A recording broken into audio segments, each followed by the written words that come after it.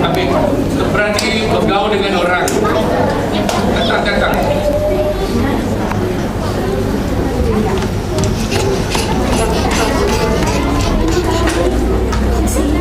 Selepas kita mengambil jalan tanggung nanti, saya akan beri sedikit masa untuk ibu memberi sedikit kesaksian untuk memberkati kita, dan Pastor Devi untuk memberkati kita dengan firman Tuhan.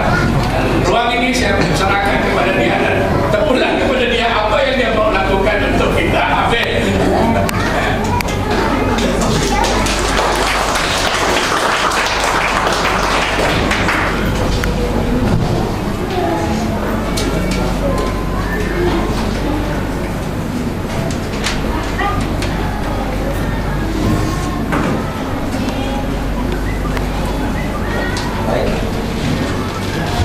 Shalom. Halo.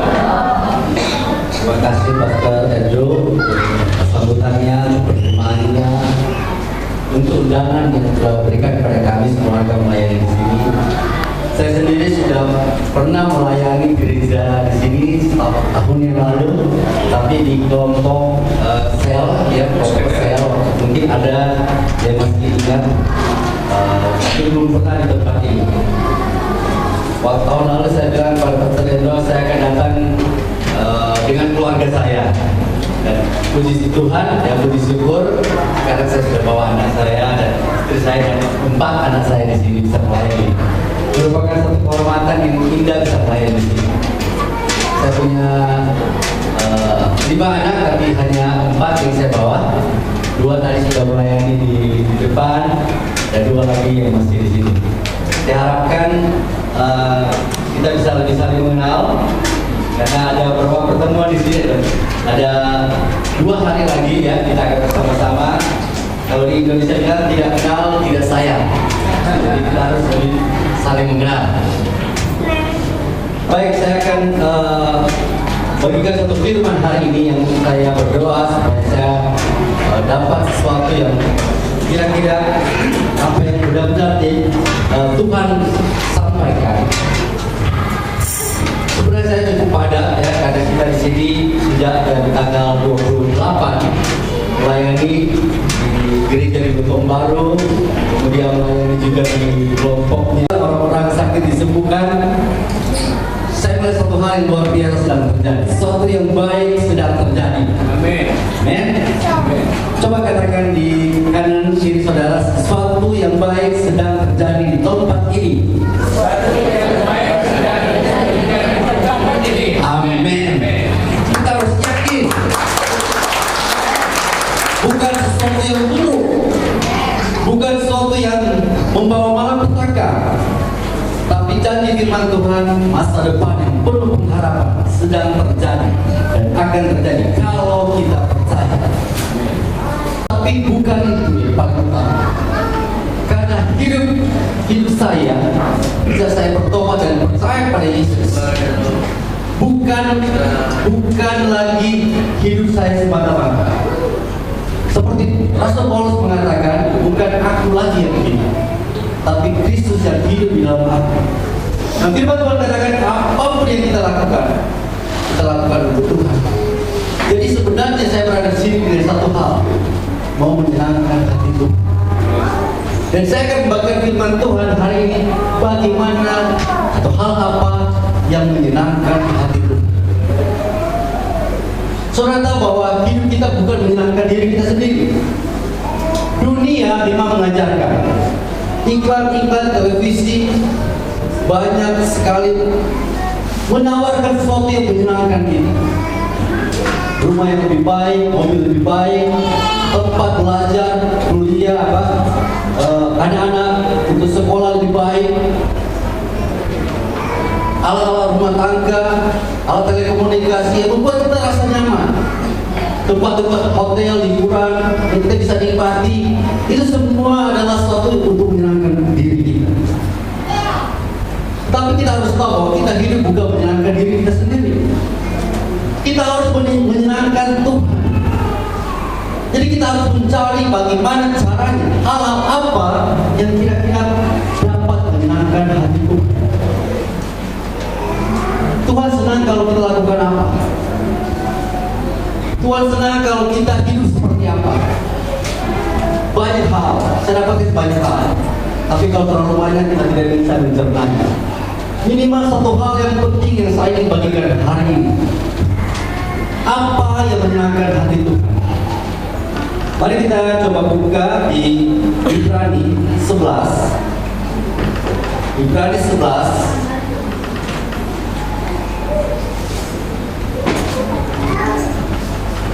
pasal yang ke-6.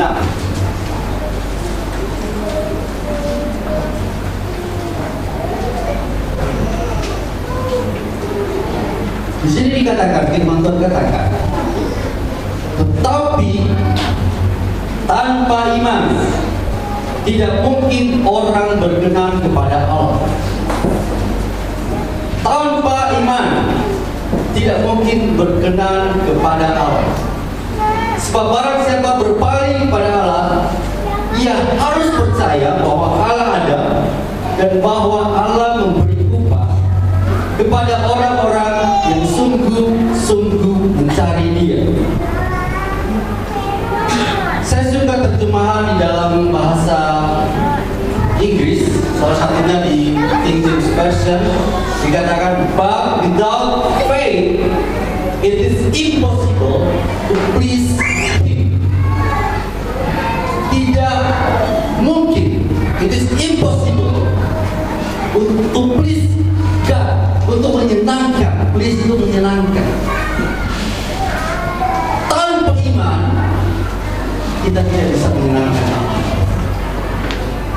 Kalau saudara mencari tahu apa yang menyenangkan satu hal, menyenangkan hati Allah, satu hal, selain kasih, selain penyembahan, selain pengorbanan kita, tapi iman. Dan firman Tuhan katakan, tanpa iman tidak mungkin kita berkenan kepada Allah.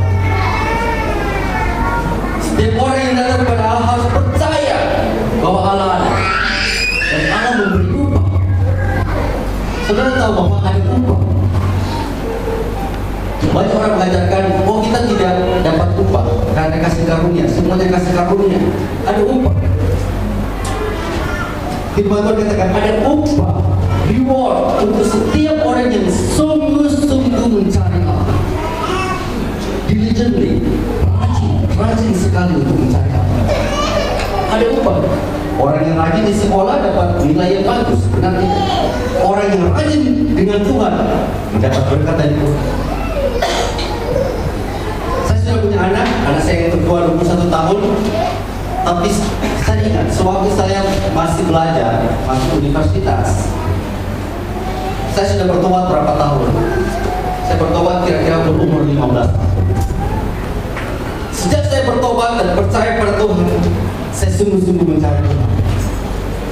Kadang-kala saya suka datang ke kebaktian jam 5 pagi, hanya mau berdoa di gereja dengan beberapa orang. Walaupun tempatnya jauh, ada mungkin 30 km. Saya naik bus, naik kendaraan umum, naik, bukan kereta sendiri. Saya pergi berdoa. Saya masuk ke tempat di gereja, ada banyak buku. Saya belajar sendiri. Saya rindu, saya haus, saya lapar untuk mendapat sesuatu dari Tuhan. Sewaktu saya punya masa liburan semester, liburan kuliah dalam university, ya, saya punya 1 bulan. Saya bilang kepada seorang misionaris yang sedang mengajar kami, saya mau belajar Alkitab. Dan kemudian yang lain berlibur selama 1 bulan, tapi saya belajar Alkitab, kitab Roma, dari Roma pasal 1 sampai Roma paling terakhir. Tiap hari belajar terus. Mulai pertama ada 5 orang yang belajar, tapi hari kedua 2 orang sudah pergi. Kemudian sepekan berikut yang tinggal 2 orang, saya dengan 1 lagi. Terakhir tinggal saya sendiri. Tapi saya harus belajar terus. Tapi saya dapat upah. Lama-lama misionaris dari Australia itu mulai mengajarkan saya berbahasa Inggris. Tiba-tiba di sekolah saya di universitas ada namanya beasiswa, scholarship. Ada beasiswa, ada orang yang datang dari luar negeri memberikan beasiswa, dan saya ikut tesnya dalam bahasa Inggris. Dari 6.000 orang diterimanya 10 orang. Saya satu-satunya di Indonesia dapat scholarship ke Prancis. Saya dapat beasiswa, scholarship di luar negeri, belajar terus. Dan saya tahu mulai saat itu saya mau belajar dalam waktu apapun. Di sana waktu di Prancis ada juga cuti 1 bulan. Saya tahu setiap cuti saya harus memanfaatkan. Yang lain pergi ke pantai main-main, saya pergi ke mission trip. Saya pergi ke di Jerman, ada 10.000 orang hamba Tuhan, ada anak muda yang mau belajar firman Tuhan. Saya belajar terus, karena saya tahu ada upah untuk orang yang sungguh-sungguh mencari Tuhan. Nah, hal seperti itu tertanam terus dalam hati saya. Sampai saya menikah pun, saya bilang kepada anak-anak, setiap cuti kita harus pergi misi, kita manfaatkan, sebab untuk kami ada di sini. Haleluya. Kita harus menyenangkan Tuhan, tapi Tuhan juga akan menyenangkan kita. Di surga nanti ada upah untuk kita semua. Orang-orang yang mencari Tuhan luar biasa. Saya bagi satu hal, iman. Saya dengar beberapa hamba Tuhan dalam beberapa hari ini, mereka berbicara di Sarawak, di Sabah, di Malaysia, ada banyak tantangan. Pemerintah sudah membuat peraturan lebih susah. Bahkan ada visi untuk membuat Sarawak tahun 2017 jadi Muslim, seperti itu saya dengar. Nah, hal seperti itu bisa terjadi, boleh terjadi, tapi tidak membuat kita takut. Tapi kita sendiri berani lagi. Esther mengambil sikap untuk berani mengambil resiko untuk memenangkan Israel, walaupun ada tekanan. Seluruh bangsa Israel dihancurkan, dia ambil sikap. Kita harus jadi orang seperti itu. Karena apa? Iman kita percaya Allah kita lebih besar dari segala sesuatu. Dia adalah Raja segala raja. Apa dia Raja segala raja? Dia memegang pemerintahan sorga dan bumi. Dapat perintah dari dia, tidak bisa diganti oleh siapa.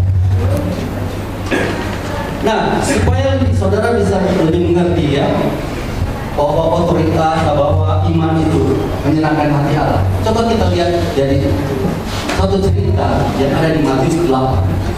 Bagaimana Tuhan sangat berkenan untuk orang yang beriman. Kalau Tuhan memuji seorang, pasti dia berkenan. Kita bisa belajar dari sini. Matius pasal yang ke-8.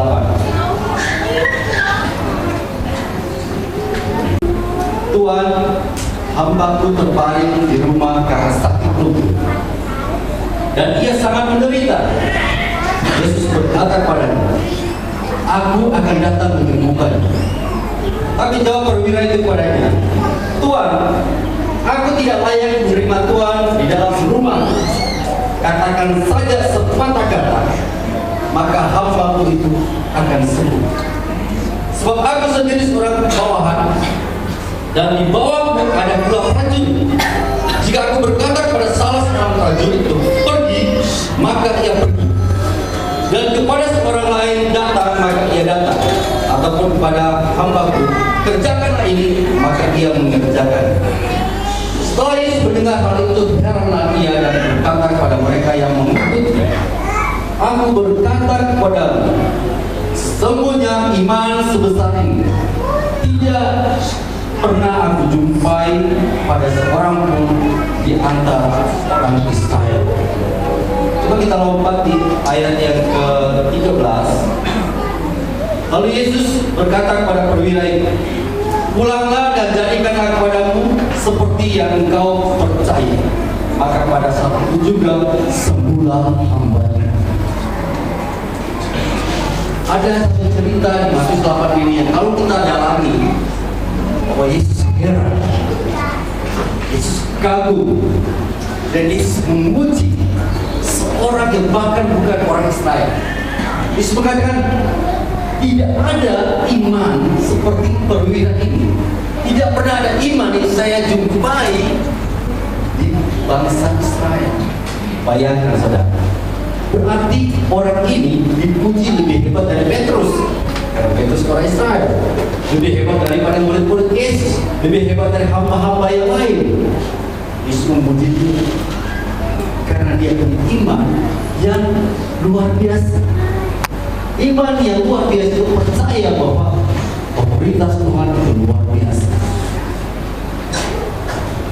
Saya di sini akan mengajar nanti beberapa waktu. Di Miri juga ada tanggal 2 sebentar tentang Elia. Tahun yang lalu ada pastor juga Andrew yang itu. Kita mengajarkan tentang otoritas. Bahwa setiap orang percaya sudah memiliki otoritas. Otoritas yang ada dari Yesus Kristus. Power, authority, kuasa yang Tuhan sudah berikan. Kalau misalnya seorang prajurit tidak percaya dengan kekuatan dia, bagaimana prajurit tersebut?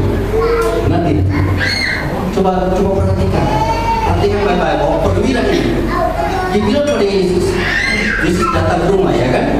Yesus bilang, baik, aku datang. Terus dia bilang, tidak perlu datang, katakan sepatah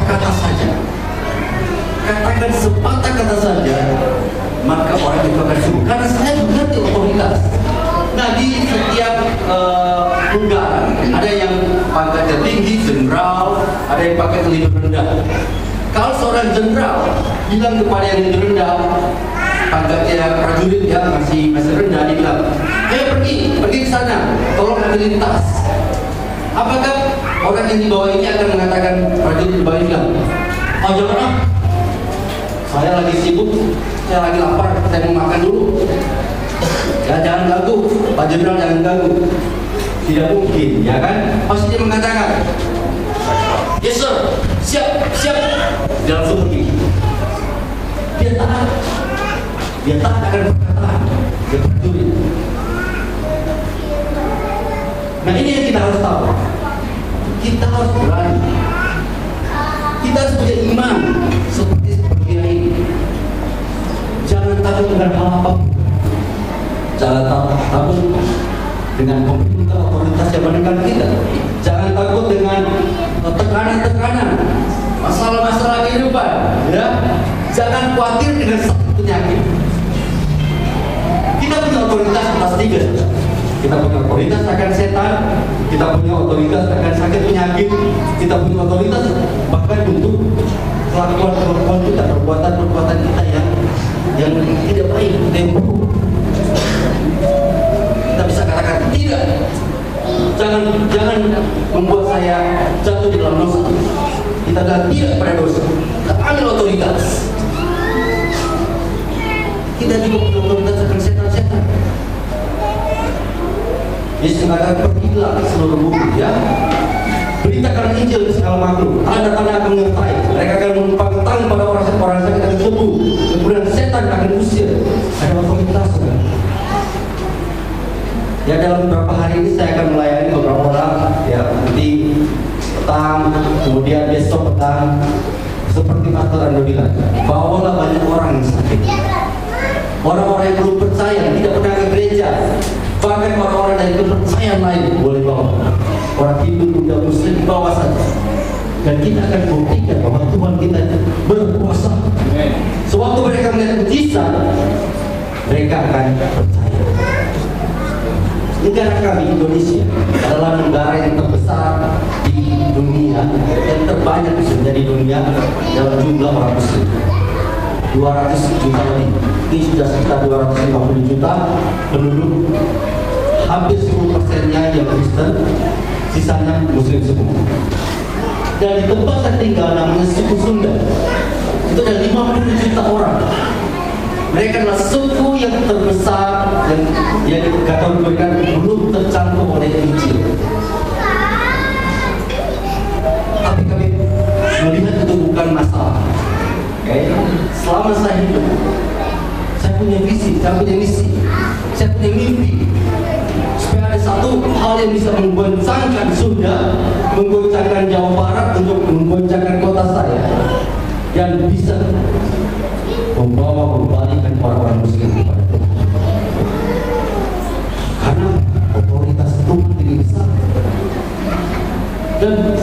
dalam beberapa tahun terakhir ini kita melihat hal yang luar biasa.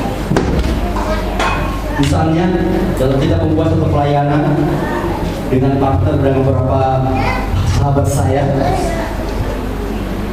orang-orang muslim mulai dilayani dan bertobat. Dan saat itu sudah ada, saat ini di dalam komputer kami ada 2.700 orang muslim yang percaya dan kemudian dibaptis. Saudara mau tahu bagaimana mereka bisa dijangkau? Salah satu hal yang membuat mereka percaya adalah otoritas Kristus. Suatu kita menerapkan otoritas, bukan hamba Tuhan saja yang di depan seperti saya dan beberapa orang, tapi kita ajarkan kepada orang-orang biasa, orang-orang yang di rumah, orang-orang sederhana. Percayalah kepada Yesus Kristus. Dan waktu mereka menyembuhkan orang di dalam nama Yesus Kristus, mereka langsung percaya. Wah, belajar firman Tuhan dan mereka dibaptis. Saya mau bagikan ini, saya mau share ya kepada Bapak Ibu. Supaya Bapak Ibu punya iman yang sama. Malaysia bisa dimenangkan. Malaysia, Sarawak, Sabah bisa dimenangkan oleh otoritas. Saya ingin buka satu video, ya. Jadi kan kita kira-kira 12 menit. Kita sudah dapat inspirasi. Saya yang merekam bersama anak saya, ya. Kemudian beberapa orang. Ini adalah satu cerita yang bukan dikarang oleh kami sendiri, tapi namanya reka ulang, rekayasa, diulang kembali. Ceritanya nyata, disulang lagi dengan orang-orang yang sama. Tidak dipublikasikan ke gereja atau di televisi, cuma untuk rekod pribadi. Karena ini underground punya kegiatan. Nah, video ini tentang seorang yang dibangkitkan dari kematian karena orang yang menerapkan otoritas. Dia belajar tentang perwira ini dan dia menerapkan. Makanya banyak sekali orang-orang bisa bertobat. Kalau bisa dipercaya. Kalau kita langsung mungkin bisa dilakukan.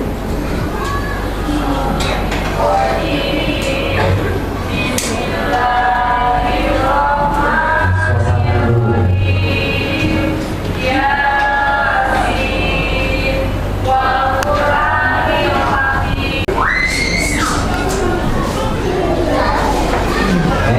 Dari kemuliaan bagi Tuhan. Kalau saya perhatikan orang-orang yang pakai kerudung itu orang-orang muslim. Jadi karena dia memang asli muslim, suaminya masih muslim. Tapi ada ibu itu yang masuk. Jadi mereka lagi doa untuk supaya doa sholat supaya bisa masuk ke neraka orang muslim. Dia masuk dan berani. Masih surga untuk masih surga. Dia berani karena dia tahu ada otoritas. Saya percaya 3 hari ini kita akan melihat hal yang seperti ini. Tuhan kita luar biasa. Tuhan kita yang dahsyat. Dia tidak berubah. Dia tetap sama dahulu, sekarang dan sampai selama-lamanya. Saya tidak banyak bicara, ya, tapi saya banyak menunjukkan bukti bahwa dia hidup. Waktu Yesus datang ke dunia, orang kaget karena pengajarannya dikatakan penuh kuasa, bukan seperti ahli-ahli Taurat. Pengajarannya penuh kuasa. Apa yang disebut penuh kuasa? Dia menunjukkan bahwa dia hidup, dia berkuasa. Bangsa-bangsa banyak terkurung ya dari kepercayaan yang lama mereka. Tapi orang-orang ini bisa berubah. Bisa berubah. Tidak ada yang mustahil bagi Tuhan. Orang Israel pun yang sudah diperbudak selama berapa tahun oleh mukjizat yang diberikan oleh tulah-tulah yang diberikan oleh Musa dan kuat kuasa Tuhan, mereka bisa dibebaskan. Kita akan menjadi orang-orang yang membawa kebebasan kepada bangsa ini. Amin. Suku-suku bangsa di Sarawak banyak saya tahu ya, ada kekayaan, ada hibah, ada apa, banyak ya. Kita tunjukkan kuasa Tuhan menuju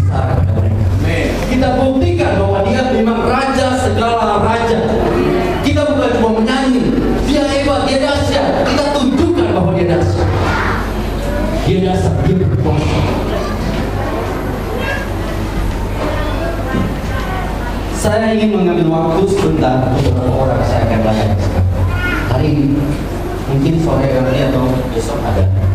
Tapi saya ingin supaya saudara bisa melihat itu tempat ini bukan begitu. Tuhan itu sama ya di mana-mana ya kuasanya. Kalau dia pernah terjadi di Israel, dia pernah bisa terjadi di Indonesia, dia bisa terjadi di tempat ini. Saya ingin melayani saudara-saudara hari ini. Bukan saya yang punya kuasa, tapi saya tahu Tuhan itu bisa memakai saya. Kita harus tahu bahwa otoritas itu sudah diberikan kepada setiap orang percaya. Mungkin saya berpikir, oh Bapak Devi, Pastor Devi ini punya karunia. Saya mengatakan, saya tidak punya karunia. Saya cuma tahu firman Tuhan mengatakan bahwa dia sudah berikan kuasa otoritas kepada setiap orang percaya yang pergi memberitakan Injil, kabar sukacita. Saya hari ini membawa kabar sukacita. Saya mau training, saya mau melatih saudara beritakan Injil, banyak kesaksian. Kalau Roh Kudus turun, kita akan menjadi saksi ke seluruh bangsa. Kita akan pergi orang ke tempat terdekat sampai ke tempat yang terjauh. Saya baca misi-misi semua bicara tentang kita akan menjadi saksi. Kalau Tuhan bikin kita jadi saksi, Tuhan tidak berikan kita dengan tangan kosong tanpa senjata. Senjata adalah otoritas daripada Tuhan. Saya ingin tunjukkan otoritas untuk apa? Sakit dengan kita. Sakit dengan kita. Ada beberapa orang di sini yang sakit. Ya, saya akan layani. Saya mau minta Tuhan bekerja. Ya, untuk menyembuhkan saudara. Sebelumnya, mari kita berdoa saudara. Tuhan Yesus, terima kasih untuk kesempatan yang indah kami boleh mendengarkan firman Tuhan. Begitu banyak selama ini kami mendengar teori bagaimana Engkau berkuasa. Kami bernyanyi, kami mengagungkan Engkau, mengatakan Engkau hebat dan berkuasa. Tapi kadang-kadang kami ragu, apakah benar Engkau masih berkuasa? Sekarang saatnya Tuhan, buka mata rohani kami supaya kami bisa saksikan melihat kuasa Engkau yang bekerja. Biarlah kami melihat kuasa Engkau pada saat ini untuk orang-orang yang sakit. Pakailah hamba-Mu, pakailah kami semua. Kuduskan dan berkati setiap orang yang sakit. Suatu kami turunkan tangan, Kau juga menurunkan tangan. Kau tetap sama, dahulu sekarang sampai selamanya. Kau bisa membagikan Lazarus, Kau bisa membagikan juga Hena yang sakit. Kau tetap sama dahulu sekarang. Terima kasih Bapak dalam nama Yesus. Amin. Baik, saya mau melayani untuk orang yang memiliki kesakitan ini pada bagian badan mereka. Mungkin ada sakit kaki, sakit pinggang, sakit punggung, tidak enak badan. Kalau goyang-goyang, ya agak sakit. Itu dulu. Ya. Kalau ada, silakan maju ke depan. Maju ke depan.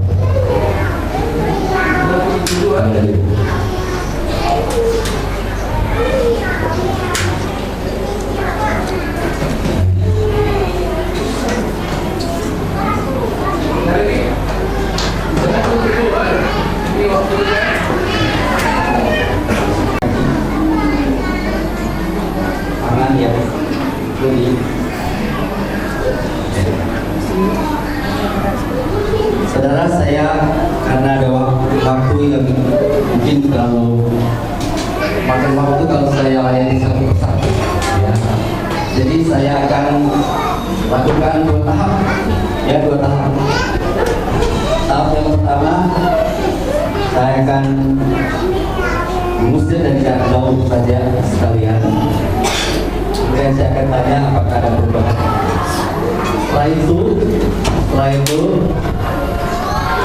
kalau masih ada yang belum sembuh, saya akan layani perubahan tangan sentuh ya.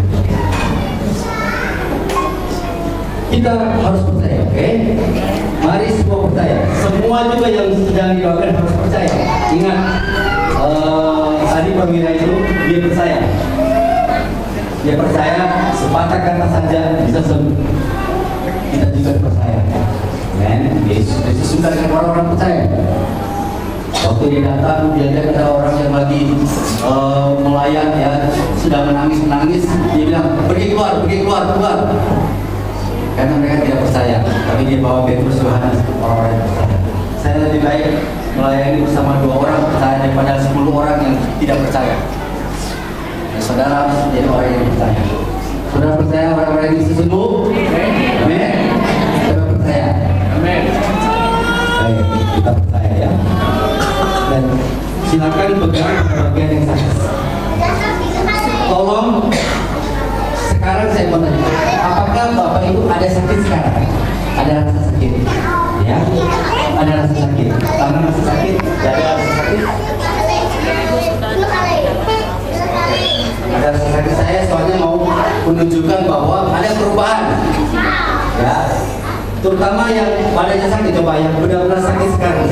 Bapak sakit? Sakit apa? Sakit ini. Pegang pada bagian yang sakit. Pegang dulu. Pegang sendiri.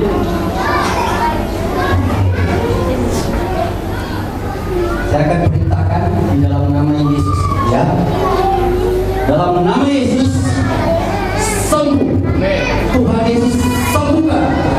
Oleh otoritas Kristus, jadilah sembuh. Tuhan Yesus sembuhkan. Oleh kuasa-kuasa iblis itu tolak dalam nama Yesus. Sebuah sakit penyakit pergi, hilang kuasanya. Dalam nama Yesus, jadilah sembuh. Tuhan Yesus sembuhkan. Sekarang sembuh dalam nama Yesus. Amin. Coba diuji, coba. Ada yang tidak rasa baik? Ada rasa perubahan. Ya. Bagaimana? Yang sudah enak angkat tangan. Ada rasa sakit. Ya. Bapak, coba. Tadinya gimana? Kalau kita ada sembuh, kita harus bersaksi supaya yang lain bisa dengar. Jadi saat tidak ada saat dulu sekarang.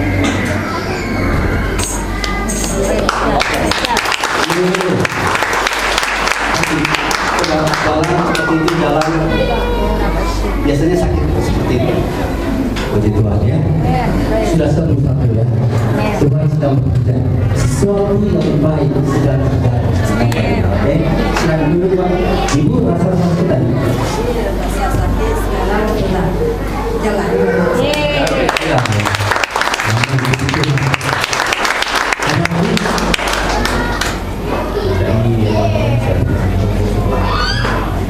Cek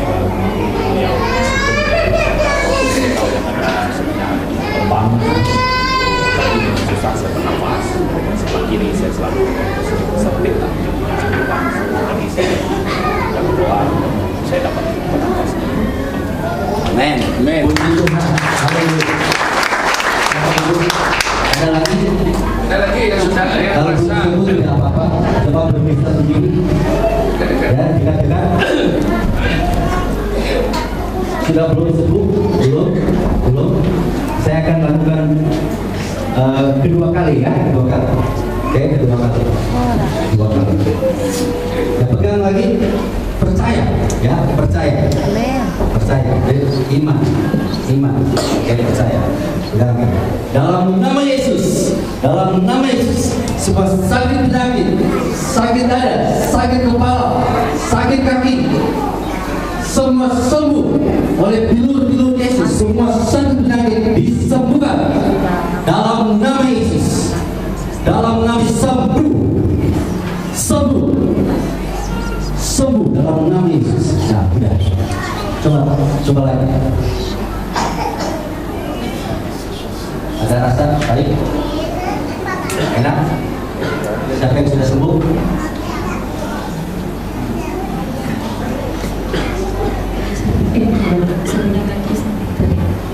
Sekarang sudah enak.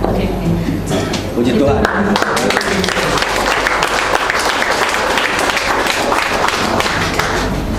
Saya bersyukur karena pada pagi hari ini saya mendapat kedua tangan saya ini. Kalau saya itu kupas tangan, selalu saya kupas tangan. Dan pada pagi saat ini setelah didoakan, saya merasa tangan saya ringan, kedua tangan saya telah macam ringan, macam kosong sudah.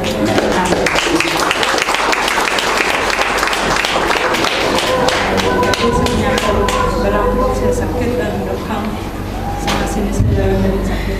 Sekarang Sudah sembuh, coba ya. Puji Tuhan ya.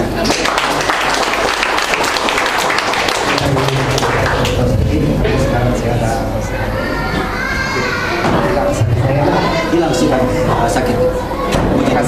Puji Tuhan.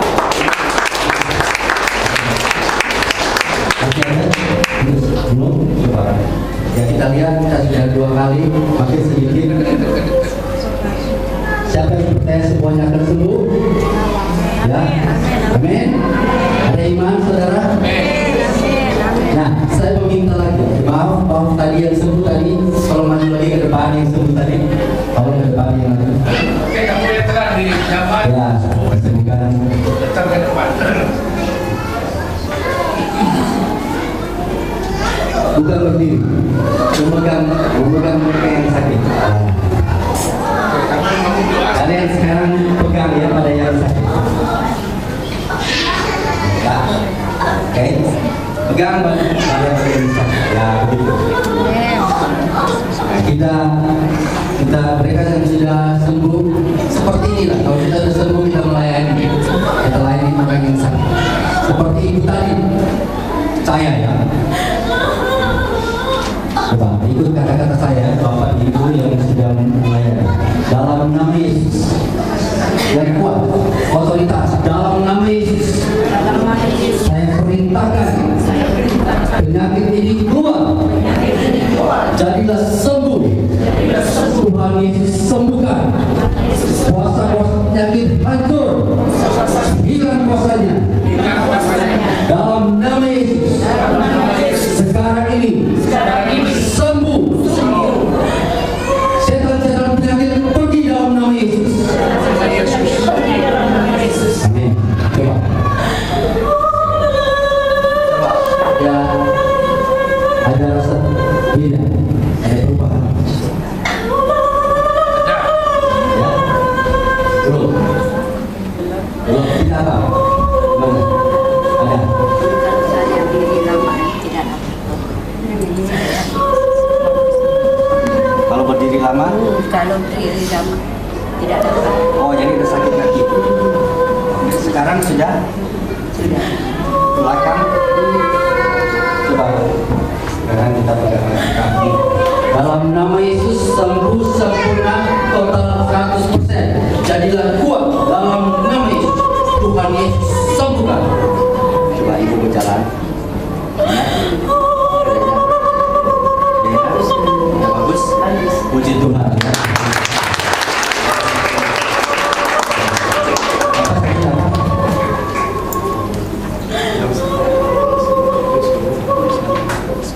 Ada masalah. Saya bangsa di belakang sini.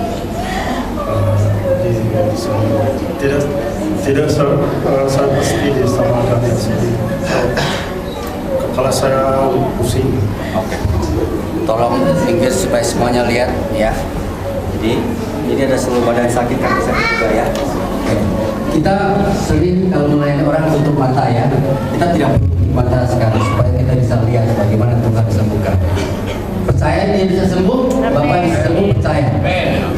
Dalam nama Yesus, aku perintahkan penyakit-penyakit yang bekerja saat ini sembuh. Tuhan Yesus sembuhkan kuasa-kuasa penyakit dalam nama Yesus sembuh. Sembuh. Roh penyakit keluar dalam nama Yesus. Tuhan Yesus sembuhkan. Coba.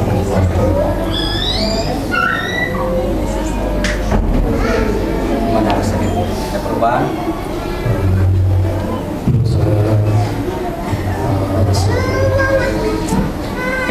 Begini ya, begini.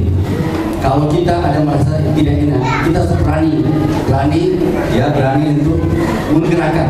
Seperti Petrus, dia menolong orang yang lumpuh, dia berdiri. Jadi tadi orang lumpuh, dia berdirikan ya. Jadi kita harus berani. Bapak ini juga. Jadi kalau Bapak rasa sakit, takut, coba. Tuhan kasih.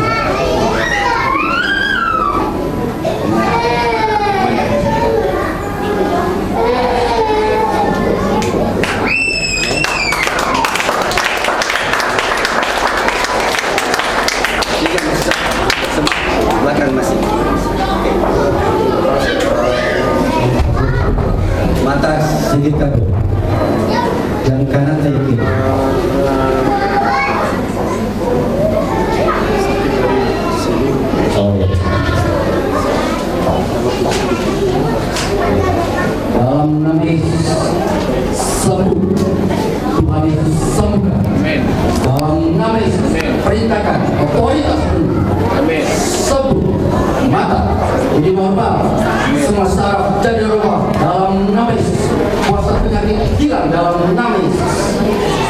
Ya kadang-kadang otoritas atas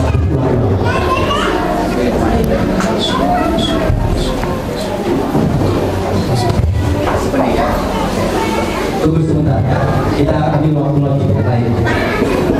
Jadi ada perubahan.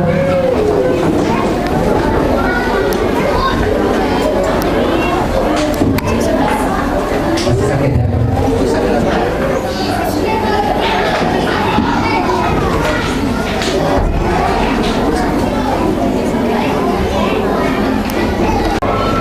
Firman Tuhan katakan, sembuhkanlah orang yang sakit. Berbeda penyembuhan dengan mendoakan bangsa.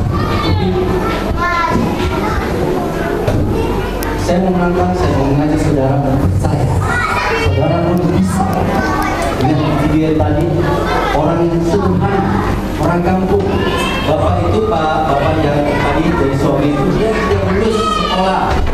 Cuma sekolah dasar ya, di sini private school mungkin kelas berapa ya? 5, 6, tidak sampai SMP. Kalau di Indonesia dia sudah tamat. Dia percaya dia bisa belajar tamat sekarang.